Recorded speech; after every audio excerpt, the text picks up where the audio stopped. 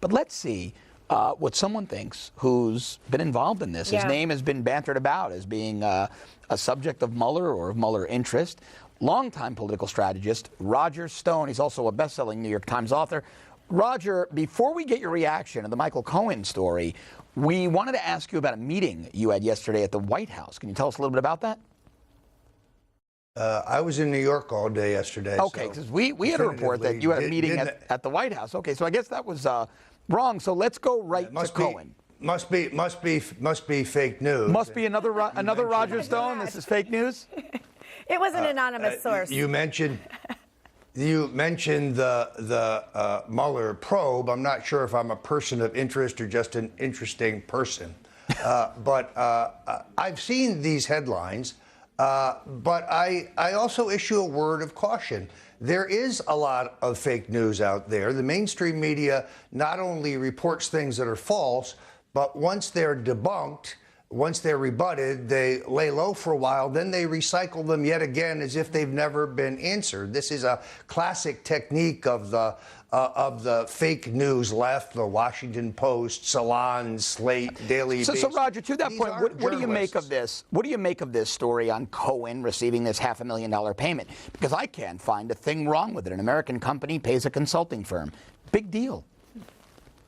Well, I'd like to know more about it. You see, it's the headline. They try to smear you in the headline. Trump associate receives money from Russian oligarch. Mr. Cohen is entitled to his day in court. Let's hear his explanation of this. I've got a question for you. How is it that Mr. Avenatti is in possession of Mr. Cohen's bank records?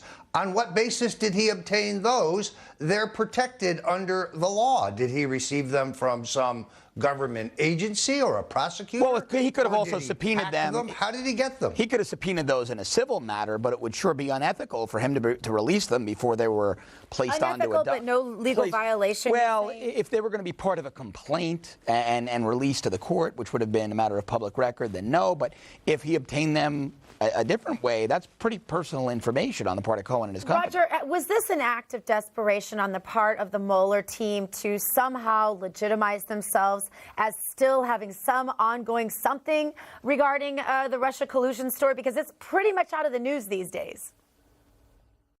Well, it's certainly possible. MSNBC reported 2 days ago that my ties to Rick Gates, a low-level Trump operative who worked for Paul Manafort, are now under scrutiny.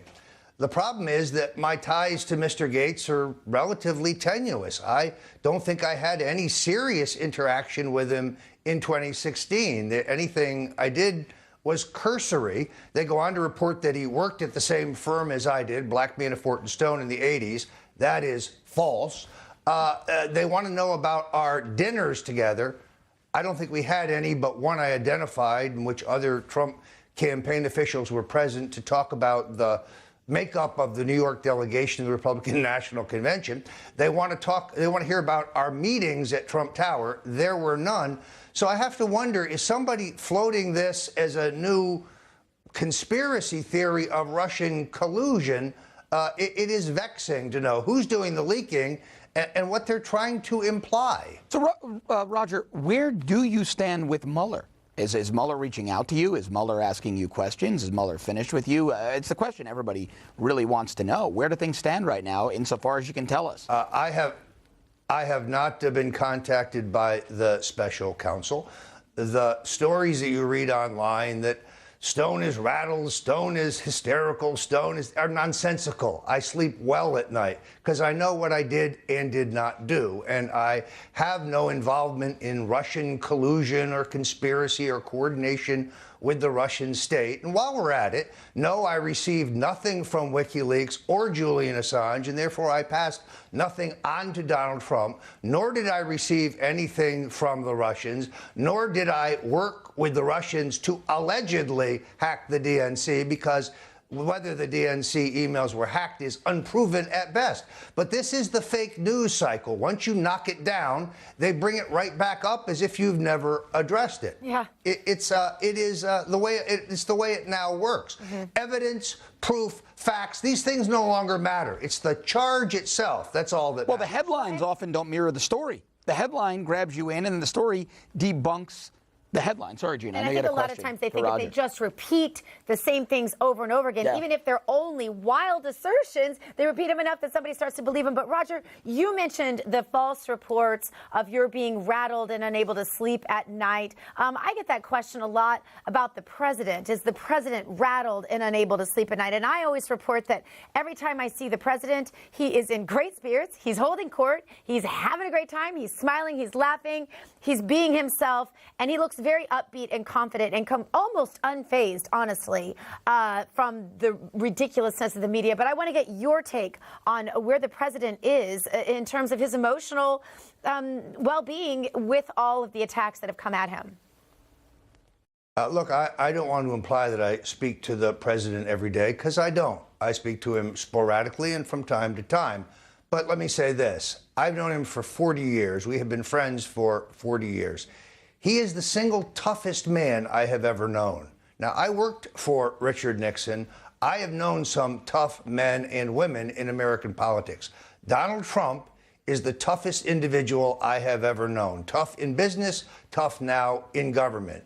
There was once a euphemistic claim that went around New York that Donald Trump actually urinated ice water. I cleaned that up for our audience. The North Koreans, the Iranians, they should not underestimate this guy. This guy is not the cream puff that Barack Obama was. When Donald Trump draws a line in the sand and tells you not to cross it, you better pay attention, because he is tough as nails. And I think the last time I spoke to him, his mood was upbeat. He was in a terrific mood. We have 3% economic growth. Right. The best Obama could ever do was 1.5 points. We're on the cusp of a historic peace deal in North Korea. He is working very hard behind the scenes in the Middle East for a solution. He's on a roll. America is back. Why would he be unhappy, other than being unhappy about the outrageously unfair attacks on him in the fake news media? Hey, Roger, we have about a minute left, so that's a nice segue into what I wanted to ask you about. We had big primaries yesterday in West Virginia, Indiana, and Ohio. You're a longtime political strategist. How do you think the Republican Party is looking going into the midterms? I think that those country club Republicans, those establishment Republicans who are never really for Trump anyway, who are wringing their hands about losing the House and the Senate, are acting very prematurely. If the Republicans run on peace and prosperity, job creation, and making America great, with a track record now of success, and the Democrats run on, we hate Donald Trump, we will win. They have no program to revitalize the economy. They have no program to address the trade imbalance. They have no program to fix the immigration problem. They have nothing to run on other than pure, unadulterated hatred for this president. They won't even support him when he's successful. African-American unemployment, Hispanic unemployment at the lowest point in American history, but they won't give him credit. Roger, thank you very much. Roger Stone, Roger. longtime political analyst, strategist, and New York Times bestselling author. Roger, always great to talk to you. Thanks very much. There. A lot of insight there. A lot of years of insight there. Newsmax TV. Watch us on Dish, DirecTV, AT&T Uverse, Verizon Fios, or download our free app. Don't have Newsmax TV? Call your local cable provider and request Newsmax today.